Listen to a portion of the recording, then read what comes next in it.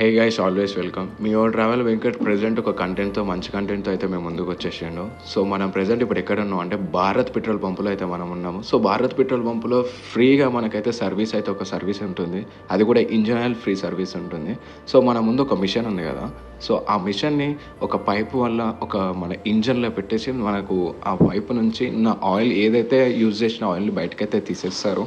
So దానివల్ల మనకి ఏమవుతుందంటే లోపల ఏమైనా కొంచెం పార్ట్స్ ఏమైనా ఉంటే కూడా అది ప్రెజర్ బట్టి లోపలికి ప్రెజర్ గుంజేసి సో అక్కడున్న ఒక డబ్బాలలో సో బ్లాక్ కలర్ది మన ఇంజన్ ఆయిల్ అయితే పడుతుంది.